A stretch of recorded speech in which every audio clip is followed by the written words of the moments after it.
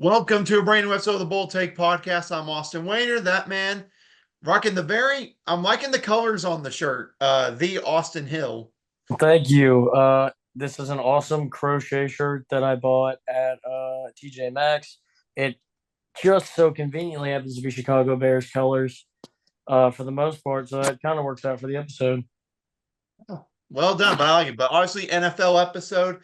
If you have not, go watch our college football episode. It came out Friday morning. Came out. Go give that a watch. Got some comments. Some people agreeing that they got Bama this weekend, Austin. So obviously, we'll talk about that Georgia Bama game, the Yeah. situation that is involving in Las Vegas, and all the biggest headlines from this past weekend of college football. So go give that episode a watch after this one. But first, we will start with NFL Week 3, and we will start as always with our biggest winners and our biggest losers from this past weekend in the NFL. Some really good options there. So, Austin, shall we start with your biggest loser of week 3? Oh boy. Well, there's some options here. Ultimately, I would say I'm going to go with a bit of a curveball answer here for you. And I'm going to go with the New Orleans Saints. Look, not necessarily by all means are they the biggest loser, but I feel like a team we could talk about here and a team that I felt like lost more than they should have. This is the New Orleans Saints to me. Look, this is a team that came out, looked like the best offense in the NFL in the last 2 weeks. I thought they were gonna, we thought they were gonna be tested, but at least myself, I thought this would still be a pretty high scoring game. And look, no disrespect to these defenses, they played extremely well, but this was a game that the Saints were winning. Really, even though it was low scoring for most of the ball game, and they kind of let it slip away in the fourth quarter here. I think this is a loss that the Saints shouldn't have, and this team should be undefeated. Great resilience by the Eagles, but the Saints should be undefeated. Oh, yeah. I mean, how many times did the Eagles go for it on fourth down in field goal territory? I lost track of how many Yeah, times. It's like they didn't believe that they had Jake Elliott as their kicker. So, who they're uh, paying a lot of money. exactly. Many options for me, but I don't think it gets more embarrassing than what this team had on prime time. You got to go with the Jaguars. I mean, to not only lose on prime time and fall to 0-3, but to get humiliated like that on national TV. You're blown out, was never a game, 34-3 at halftime. Your flight gets delayed from Buffalo till 1 a.m. after the game. I mean, it was a rough Monday night in Buffalo for Jacksonville. And I'm going to be honest with you, I'm amazed that Doug Peterson still is a head coach in the NFL currently. Because if Yeah, I was the owner, I would have overreacted big time to that and fired his butt. Yeah, but agreed. now obviously we got our biggest winner as well. There's a couple good options. We'll probably talk about some of these teams that are our biggest winners coming up in just a few minutes. But Austin, your biggest winner here of week 3. I think I'm going to say the one that maybe we both probably would go to here. I think this is probably the surefire answer, and that's the Minnesota Vikings, in my opinion. They beat what looks to be one of the top Super Bowl contenders in the league right now this year in the Houston Texans. Held them to 7 points. The defense played well, and the offense, 34 points for this team.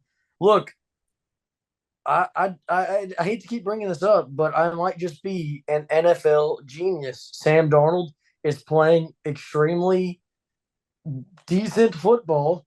Look, 181 yards isn't anything to necessarily write home about, but 4 passing touchdowns, he was getting the job done, tossing it into the end zone.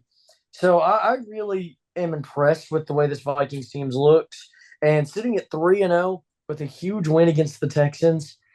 Boy, that says a lot about this team. Maybe they'll slow down as the season goes on, but right now they're red hot and they look like one of the top teams in football with a guy starting that they did not expect coming into this season. Yeah, definitely. Sam Darnold, do not forget Bold Take Podcast legend here. Absolutely. You know, obviously I could go in Minnesota, but you already said them, so I'll throw another curveball in here. Like you said, kind of a curveball with your Saints. I'm going to take the Washington Commanders. I like Jaden this. Daniels looked phenomenal on Monday Night Football. Now, I don't know how much of that was the Bengals only rushing 4 pass rushers the entire game and giving him all time to throw, but he still was incredible throwing the football down the field. And I mean, Austin, the touchdown pass to Terry McLaurin at the end, I mean, chef's kiss. It was a perfect throw. I don't know how he made it. Yeah, he played extremely well in that game. And being able to lock in like that against a team like the Bengals, this shows kind of the future and the potential, the way this roster shaped and the way this coaching staff is put together. So I really like the way the Commanders look, and I think this is a big positive that they could have a big season for Jaden Daniels as a rookie, even though they got off to a slow start. Kind of the same way I feel about how the Bears are slowly getting Caleb Williams more comfortable passing the football. He looks better and better every week. But we'll talk about the Bears, I'm sure, in just a little bit. Yes, we will. But for now, let's move to our next one. In Austin, you always know when we start to the season, there's teams left that are undefeated. It is time for our favorite one in the NFL, and that is our contenders first pretenders segment here. And you brought them up, so we might as well start with them. The Minnesota Vikings, and like you mentioned, 3-0 to start. Sam Darnold's looked incredible. Not only that, 2 of their 3 wins against teams who were very good NFL teams last year. You take away, they beat the 49ers at home, who obviously made the Super Bowl. You got a Houston Texans team that many people were high on entering the after last season when they won the division and coming into this year.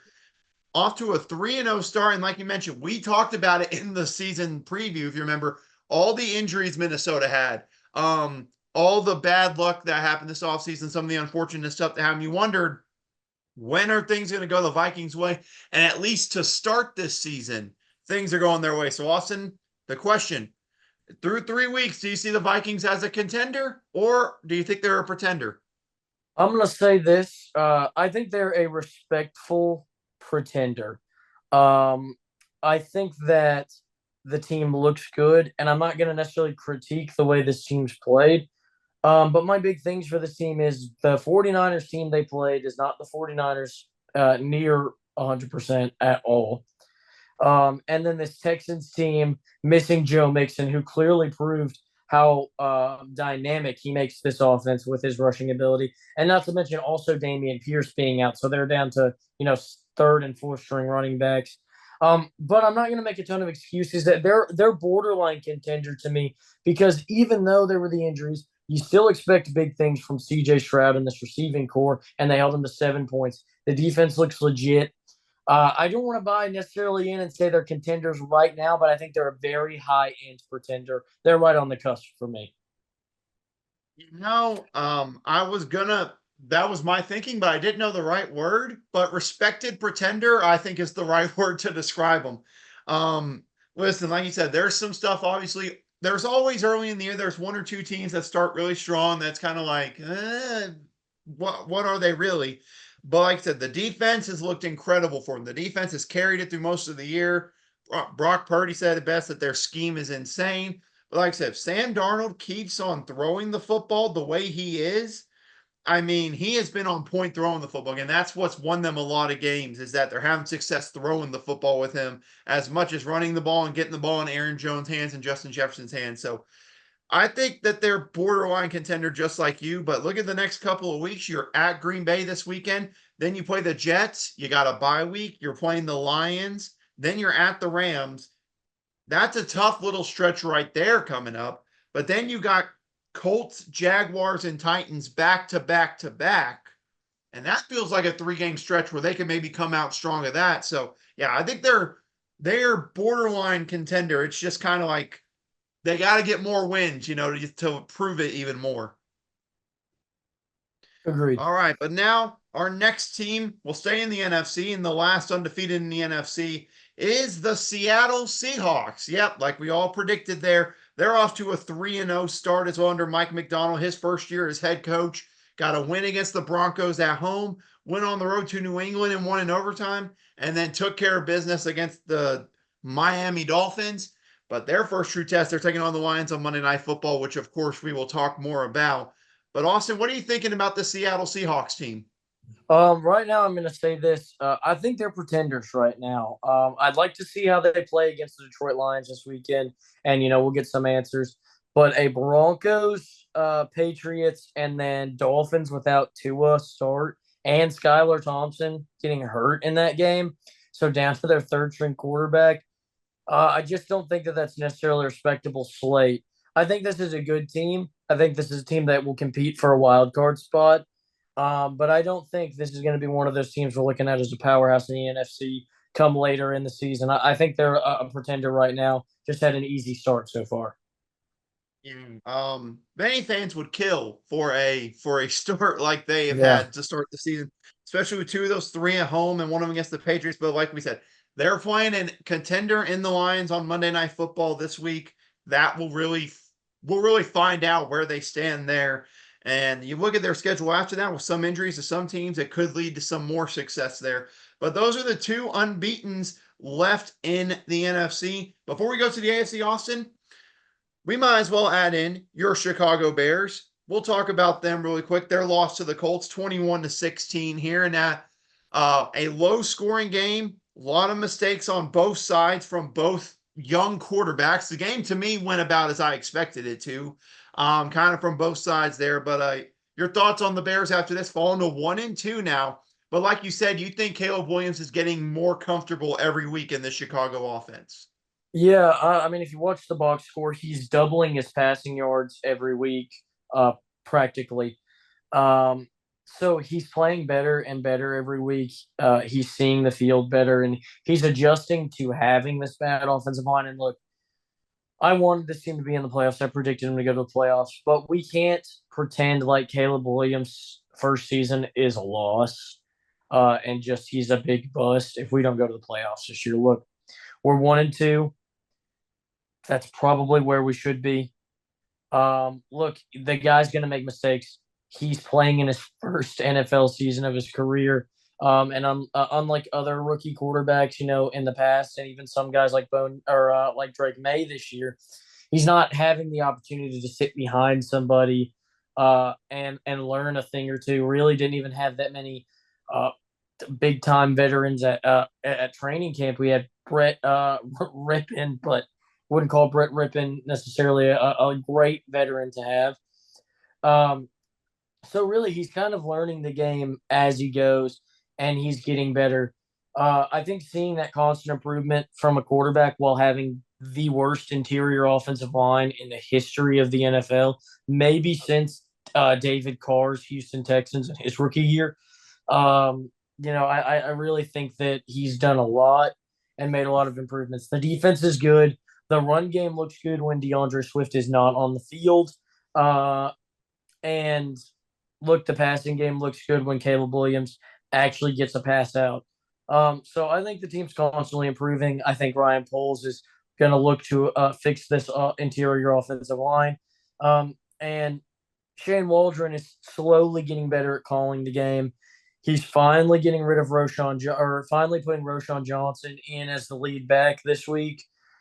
He's finally getting Cole Kmet starting tight end reps like he should have been getting. So things are starting to shake out, and I think the Bears are getting better. And even if we don't win another game this year, as long as we're seeing constant improvement from Caleb Williams and everybody else continues to do their jobs, I'm not going to be disappointed with this season.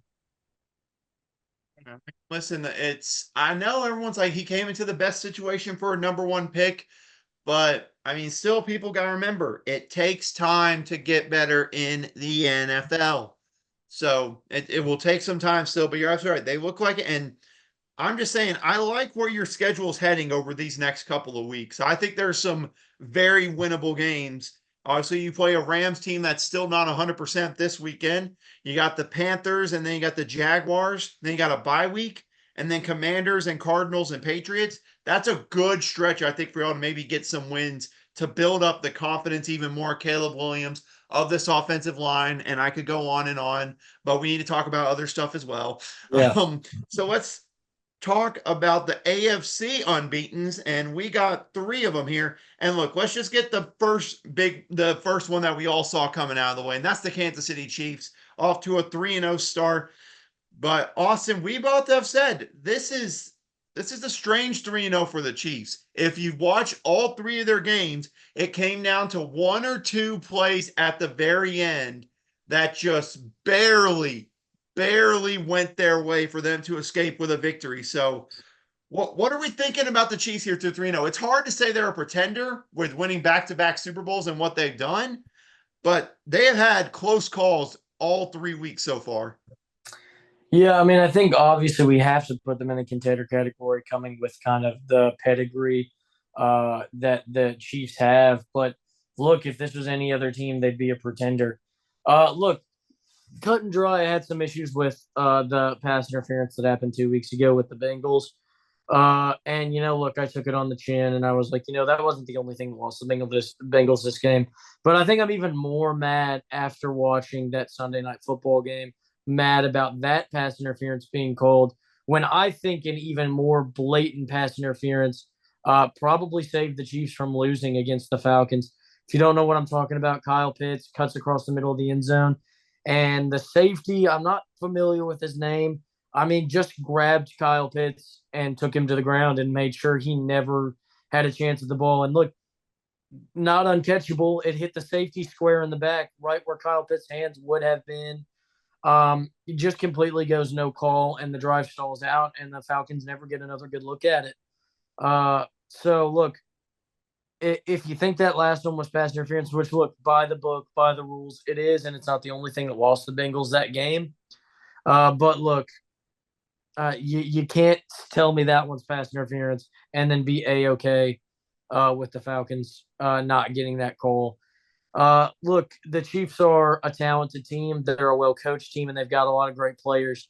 But Patrick Mahomes has got to step back into Patrick Mahomes mode.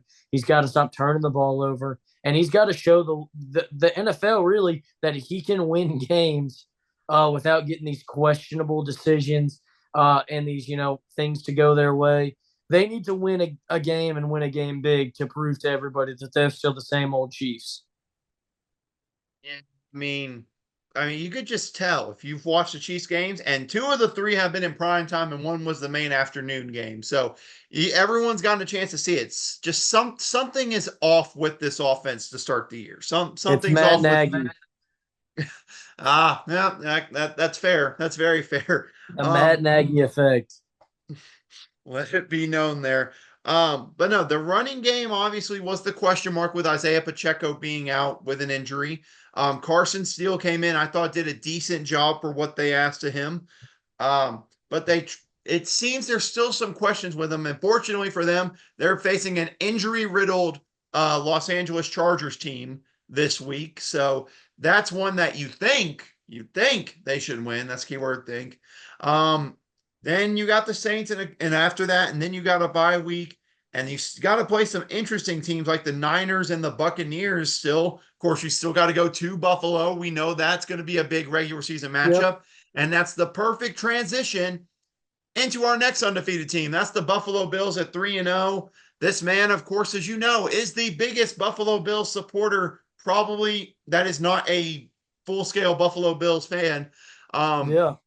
Austin, let's just face it like it is. This Bills team, I will say it straight up. Josh Allen, right now at the season ended today, is the most valuable player. He is the MVP. I don't think there's a shadow of a doubt. And they're going out in the last two games in prime time and have just dominated against potential wildcard teams in the AFC. I mean, this one seems like an easy one to decide on. What are you thinking? Yeah, absolutely. I'm actually going to wring Josh Allen's neck if they win the Super Bowl this year. I actually can't even lie. I'll be actually so mad if they win the Super Bowl this year. Should have gone 6 years in a row or whatever it's been. Six is an exaggeration, but it's been a while. Look, this team is obviously a contender. They're playing such great football right now, like you said. And look, it really seems like replacing Stephon Diggs in the aggregate with building over a great receiving core. I'm going to say that every week on the podcast until this receiving core plays terrible. But look, they replaced Stephon Diggs in the aggregate. They had one good wide receiver, one big name, and once he got taken out in game plans, they really couldn't do anything passing the ball last year. This year, though, they don't have anybody as talented as Stephon Diggs, but they have guys who definitely balance it out and make this receiving core much better than it was last year. And in turn, that makes this team a lot scarier to play against. And you want to talk about Moneyball quotes? Don't forget Brandon Beane, the Yeah, GM for the Buffalo Bills. I mean, the script is there for a Moneyball NFL absolutely. movie.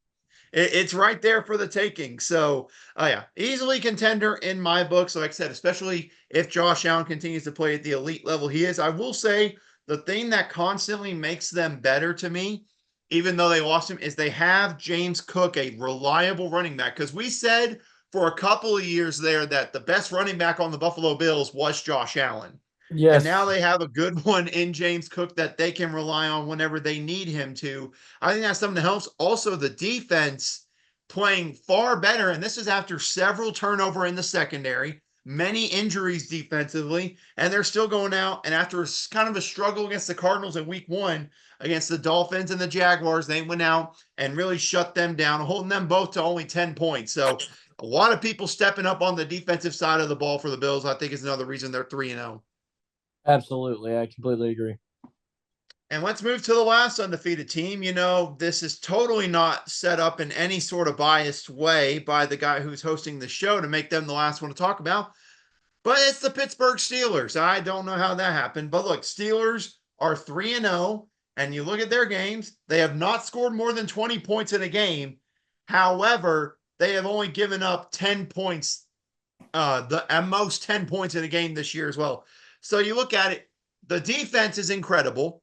It's just coming down to the offense doing what it needs to win the game. And I'll just say, in my personal opinion, the thing I like, Justin Fields is comfortable in that system. He's not making big mistakes. He made one interception against the Chargers that was just a wacky interception, but he's making the right reads whenever they ask him to, and that's what's leading to success. And I know there's all the rumors about when Russell Wilson comes back, what's that going to be? But I'll just give you a simple fact. Until the man loses, keep Justin Fields out there as your starting quarterback. Obviously, for biased reasons, I'm going to say they're a contender. And I'll try to sound unbiased when I say it. It's because of this elite level of defense. You have this elite of a defense, you're always going to have a chance to be a contender. And when your offense is not making mistakes. But let's go to the non-biased one. Mr. Austin Hill. Steelers, Uh, what are we thinking here with a 3-0 start? Look, I'm with you for the same reasons. I think this team's a contender. Look, this is an elite defense. This is the best defense in football right now. Look, and this offense, like you said, isn't doing anything flashy, but Justin Fields is doing the right things. That's what's important. It's almost like when you give a guy a chance to learn and an opportunity to grow, and he doesn't just throw screen passes every single play. He can be a good quarterback. Oh, it makes me sick, but I'm so happy. I'm absolutely over the moon, ecstatic for Justin Fields. I could not feel happier for the kid. Look, I was distraught, to say the least, when the Bears finally made the decision. Look, I'm giving Caleb Williams his fair chance. I'm going to give him the same kind of time I gave Justin Fields. I give him his full rookie contract. And look, I'm going to love and support him the entire way. But Justin Fields was growing and getting better, and he was being restricted by an offense that did not know how to utilize his talent. And now we're seeing him play. Look, maybe not necessarily at an elite level, but he is doing the things that help the team win the game. He's not doing anything flashy, but he's helping them win by doing the right things. Hire a good offensive coordinator, have a good offense, and things tend to work out that way. Don't pin it on a fourth year quarterback who's never had a good team and never had a good offensive coordinator. Just insane to me how like it's almost like it makes too much sense. So I love the Steelers being a contender here. The offense does what it needs to do, and the defense carries them through it. It's just impressive to me the way this team's played. I could not agree more. First 3-0 start for the Steelers since that 2020 season. I am looking to not remember the ending of that 2020 Yeah, season, but what happened before. that was rough. Yeah, I try my best not to think about that season very much. But that's our talk on the pretenders and the contenders. Now, Austin, let's talk about Thursday night football last night as this is recorded on Friday. Cowboys escaping with a victory against the New York Giants 20-15 in the Meadowlands. And listen, first of all, I'll just say it before we talk about specifically why. Burn MetLife Stadium to the ground. Just burn it all down, burn it down, move them somewhere else. because my goodness, the injuries in the final minutes of this game was ridiculous. You got Micah Parsons expected to be out multiple weeks with a high ankle sprain. DeMarcus Lawrence expected to be out multiple weeks with a foot injury. You had Malik Neighbors get knocked out cold during the fourth quarter of the game. Trayvon Diggs, I think, suffered some sort of injury as well. And listen, this is an ugly game. We all expected it to be an ugly game when these two go head to head. But those injuries for Dallas on the defensive line, Austin, you cannot look at that knowing that they are probably out until after their week 7 bye week and think, ooh, this could be some issues for a Dallas defense that already at points has struggled this year. Yeah, and you see people talking. Look, I agree with you. They're in trouble, but you see people talking about how it's getting harder and harder to build a team in Dallas right now. CeeDee Lamb just got the big extension. Dak just got the big extension. DeMarcus Lawrence is on a big contract. Micah Parsons will demand massive money when it comes his time to get his contract extension.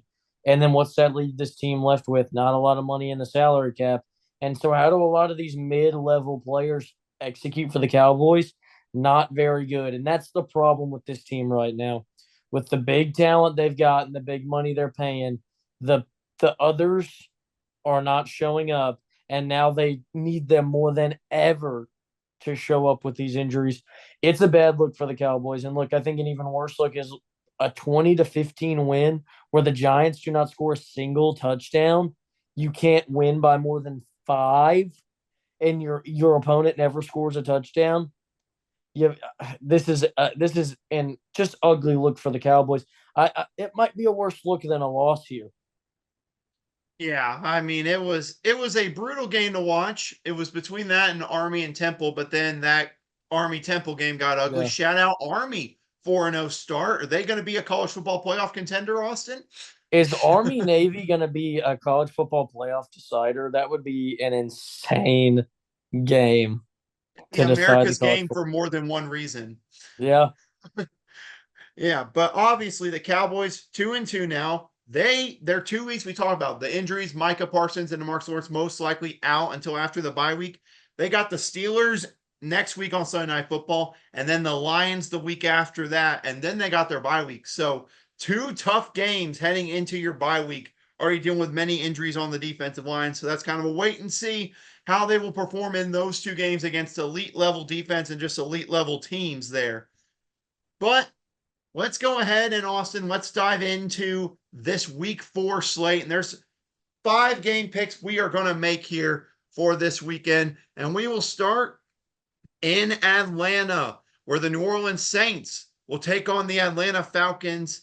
And listen, obviously we know Tampa's 2-1 as well, but these teams have both shown life that they can compete at the top of the NFC South, and also reasons why they can't compete at the top of the NFC South. So matchup here in Atlanta, noon. Atlanta looking to get to 500. The Saints looking to avoid a second straight loss. What you thinking here?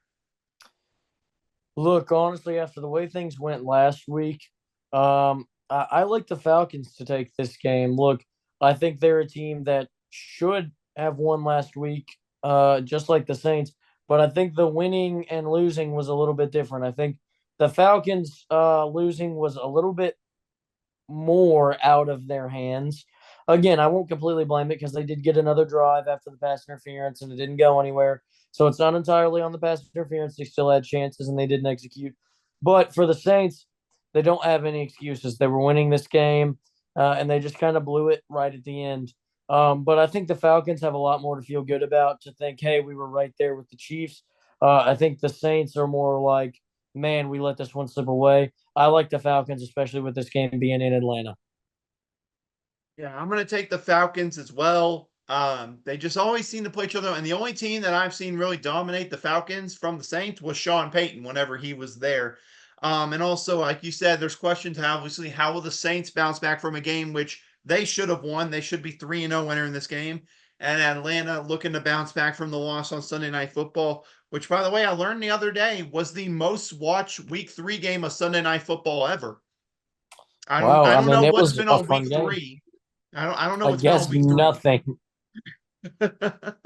I'm guessing so. But we both got Atlanta in that one. Next game pick, heading to Lambeau Field, where the 3-0 Minnesota Vikings are taking on the 2-1 Green Bay Packers. I know I'm making you pick a game featuring two NFC North teams.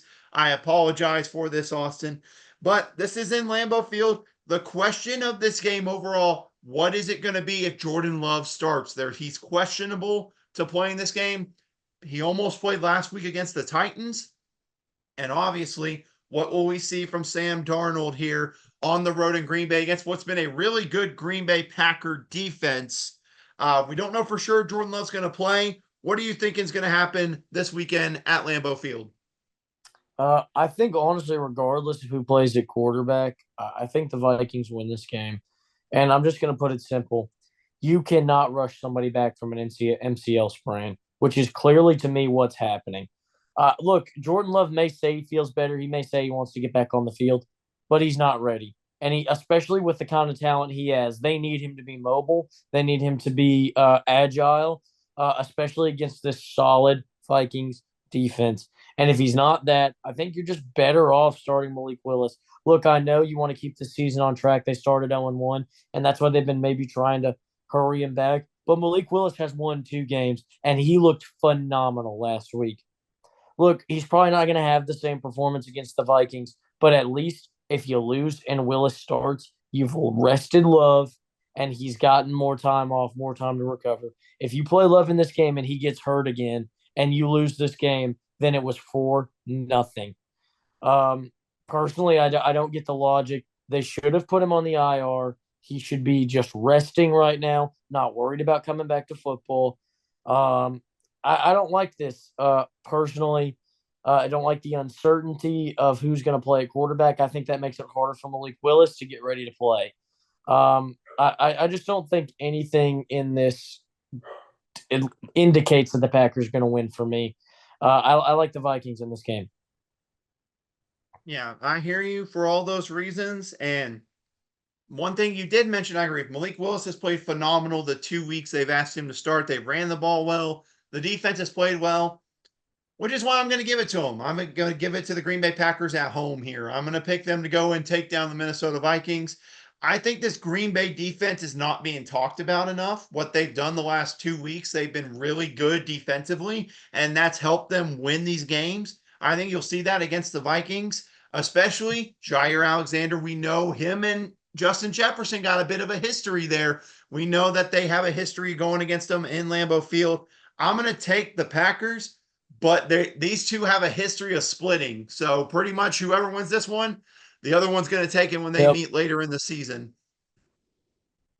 But all right, our next game, we are going to talk about another noon game in Tampa Bay. And of course, there are questions about this with the hurricane coming through. Obviously, Florida came through. You wonder about that. In Raymond James Stadium in Tampa, Florida, the 2-1 Eagles and the 2-1 Buccaneers. Obviously, a playoff rematch where the Eagles could not tackle in the game, could not get anything going in the game, and was the end of a brutal collapse to the season. But look, the Eagles got the win against the Saints, kind of feel more confident. Tampa, with probably the most random loss of the NFL season so far, getting dominated by the 0-2 Denver Broncos. But this game going on in Tampa, where's the playoff rematch? Where are you leaning in this playoff rematch, Austin? I think I'm going to lean with the Bucks. Look, they had a kind of a mistake last week, and I know the Eagles won, but I think the Buccaneers are going to get right the wrongs and take advantage of an Eagles team that still looks discombobulated, even though they did win last week right at the end. Yeah. My thing, number one with Tampa, I think they're due for a bounce back from that. And number two, I think the difference, Baker Mayfield played arguably the best corner in the NFL in Pat Surtain and a very underrated Broncos secondary. This Eagles secondary has not been it so far this season. No. I don't see it from them. So I think Baker has a good game at home. I think Tampa Bay wins as well. All right, next up, we're going to skip the rest of the games because I'll be honest with you, the main afternoon game of Chiefs-Chargers is not worth it with the entire Chargers team being injured. So let's move to Sunday Night Football. Bills on the road taking on the Baltimore Ravens, and it's the big quarterback matchup, Austin. Josh Allen versus Lamar Jackson, two of the elite QBs in the NFL. What's going to happen on Sunday Night Football?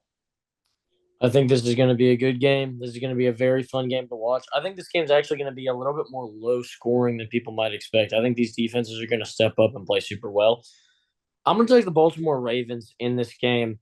I think they're starting to find their stride. They're starting to get a little bit more comfortable figuring out how Derrick Henry best fits in this offense.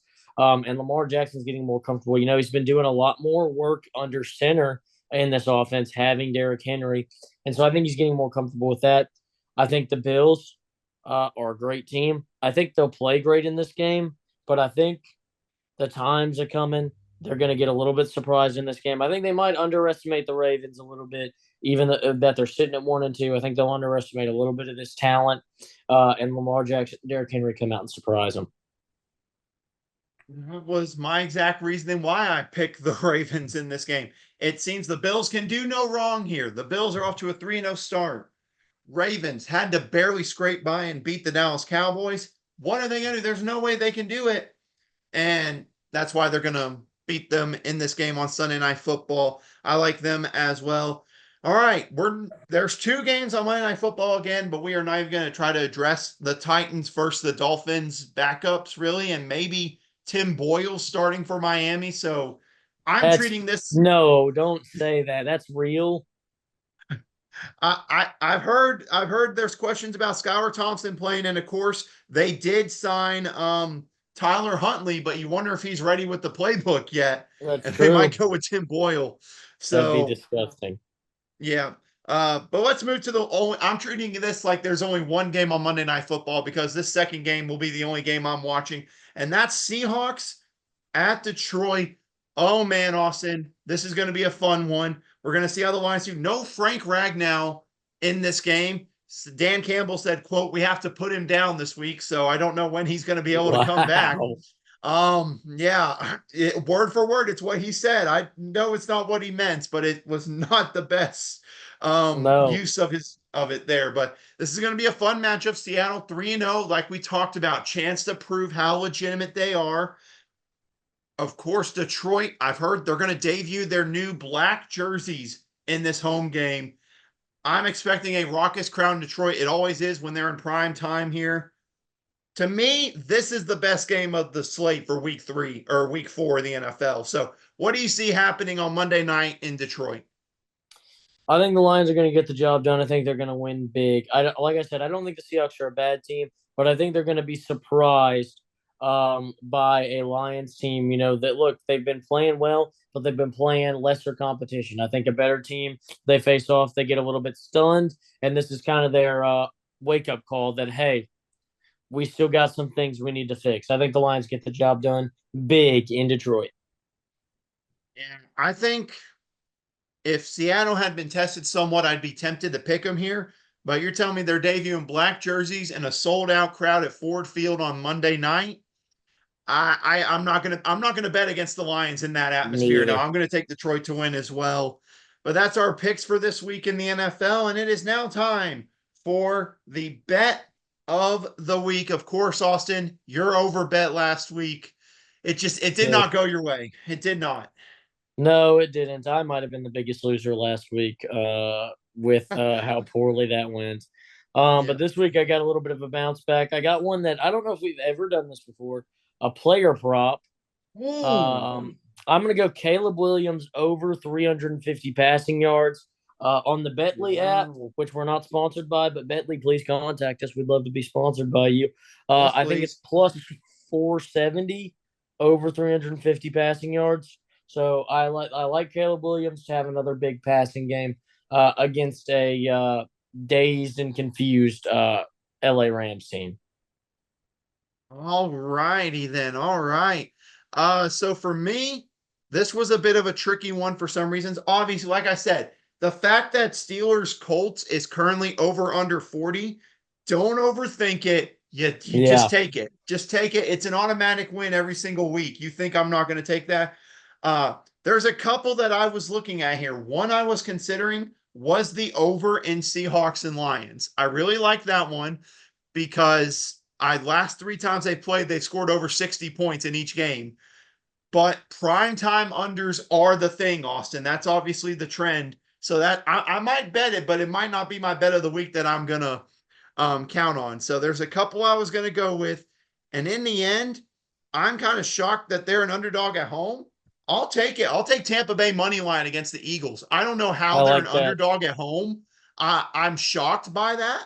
I really think Tampa Bay is going to go in and handle business against the Eagles. I am shocked. They were a 3.5 point underdog at first, and now it's down to +1. But I'll make more money on the money line with this. Yeah, I'll take Tampa Bay money line easily in that one. That's an easy one, and you could go ahead and add Steelers Colts over under. Since I technically didn't do a real one, I did money line there. But yeah, I don't see how Tampa is an underdog in this game. Yeah, me either. But that is it for our NFL episode, week 4. Obviously, we will talk about week 5 next week. A lot of fun, unique games next week, Austin. Cowboys Steelers on prime time. You got Bills and Texans. Oh boy, what that game's going to be like. And several other fun matchups that we're going to talk about, and teams getting onto their bye weeks. That will be fun. But enjoy the weekend of football in college and the NFL. Again, make sure, if you haven't, go watch the college football episode that came out and get ready for a fun top 5 showdown that's going to be happening Saturday night in Tuscaloosa. But that is Austin Hill. I'm Austin Waiter. We want to thank y'all for watching. We'll see y'all next week.